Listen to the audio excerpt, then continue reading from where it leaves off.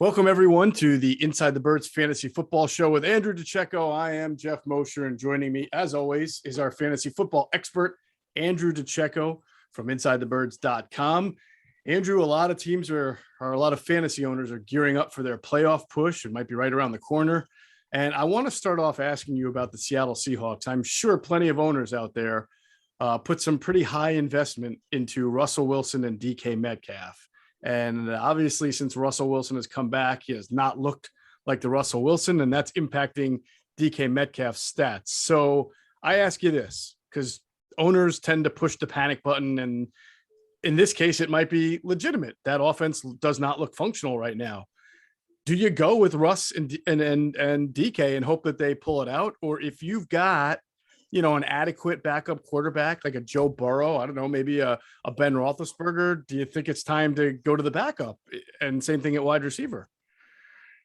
Well, that's a fair question, and one I've been asked quite a bit this week, Jeff. Odds are if you drafted DK Metcalf, he is going to be your best option. And I think just based on big play potential, you'd be hard pressed to find anybody else in your lineup that's going to provide that. Obviously, the running situation there is not ideal. So I think that it's going to lend itself to they're going to have to throw. And I think you kind of got to trust the connection there and hope that it gets you over the hump. As far as DK goes, with Russell, I think that you could possibly look at a Joe Burrow who is playing at a high level, who does have a very confident passing attack. But then when you're looking at the next tier, like a Cam Newton or a Taylor Heineke, I would obviously say I wouldn't go that route. But I mean, if you have someone of the tier of like maybe a Carson Wentz or Joe Burrow, I would certainly consider it. But given Russell's potential and his proven history, I would if it's me, I'm leaving him in the lineup.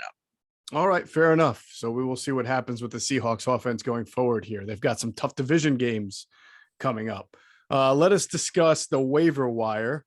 There is a decent amount of injuries that have taken place over the past week in the NFL. And of course, COVID-19 still wreaking havoc on certain teams. So what are some names out there that look intriguing to you? Well, why don't we start in Philadelphia with Boston Scott? He had 14 carries and Miles Sanders 9. He has a, straight ahead, no nonsense running style, which I think is what the Eagles are looking for right now to sort of generate some sort of continuity on offense. And I think that he adds a physical element with Jordan Howard not in the lineup. I think that you're going to consistently see Boston Scott be a presence in the offense, probably going to get the goal line carries. I would go get him. Jamal Williams, the running back, who I've advocated for quite a bit during this fantasy football season, Jeff, as you know. He's got an opportunity, and he had 15 carries last week and handled himself pretty well. He's a tough running back. He's going to get those goal line carries. DeAndre Swift's obviously going to be on the shelf for 1, maybe 2 weeks with that shoulder injury. So that's a great value play there in Jamal Williams. And Kendrick Bourne, the wide receiver for the Patriots. He's seen a ton of volume, 3 touchdowns over the past 3 weeks. They don't have a high octane aerial attack by any stretch, but outside of Jacoby Myers, I think Kendrick Bourne gives you a solid floor each week. So sort of like how I've advocated for Hunter Renfrow, I'm starting to see Kendrick Bourne make some headway here as we get late in the season. Yep, that Patriots offense, hard to figure out, but there are some weapons to it on a week-to-week basis that can do well for you in fantasy. And to your point on Boston Scott, according to Yahoo, still available in it looks like 61% of leagues. So he will be out there for a lot of people if they want to go get him, and he should have a good role against the Jets this weekend. Let us talk about some of your stardom sit-em options. Who are you starting this week? Who are you playing? How about Alexander Madison? He's taking over for Dalvin Cook. Unfortunately, Dalvin Cook's dealing with an injury again, but Alexander Madison's got a very favorable matchup against the Lions this week. You have to like him, plug him in your lineups. Also, I would add to that Jalen Waddle going against the Giants. He's on a hot streak right now, Jeff, and I think that he's going to be able to take advantage of a very porous secondary of the New York Football Giants. Get him in your lineups. Michael Pittman as well, who will be going against the Texans this week. He has that connection with Carson Wentz. I think Michael Pittman's going to continue his consistent hot streak this season, so I would go with him as well. And set it and forget it. All right. Sounds good. Now, who are some players you are looking to avoid this weekend?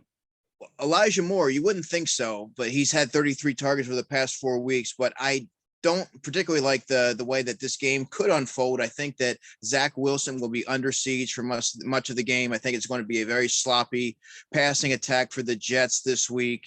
In general, I think the offense is going to be very spotty against the Eagles. I think they're going to come out again and really look to assert themselves defensively. So I don't know how much of an impact Elijah Moore is feasibly going to have this week. I would also look at Mike Williams. Mike Williams is a player I really like for the Chargers, but he's going against a very tough Bengals secondary, and he really has not been a consistent factor since week 5, I would say. So it's kind of hard to justify throwing him in your lineups. And Devin Singletary, there's no Zach Moss in the picture. Obviously, he's been sort of phased out of the offense. So you want to have a piece naturally of the Buffalo Bills offense. However, Devin Singletary is going to be facing the Patriots this week. The Bills are not a very efficient running team, and he may be getting the volume, but the very low floor for him. I don't know. There has to be many other players, such as a Jamal Williams or Boston Scott, who I mentioned at the top of the show, that will present a lot more upside and probably help you win some weeks. So I would avoid Devin Singletary as my third sit this week. Yeah, no doubt. And for those of us who have Keenan Allen on our fantasy teams, we're not that upset that Mike Williams isn't seeing the targets, but man, where are the touchdowns? That is a tough offense to figure out for anybody other than Austin Eckler. Very. All right. Great stuff. Andrew DiCecco, as always, really appreciate the insight. Great to have you on. We'll do it again next week. You've been watching the Inside the Birds Fantasy Football Show with Andrew DiCecco. For Andrew DiCecco, I'm Jeff Mosher. Catch you on the next one.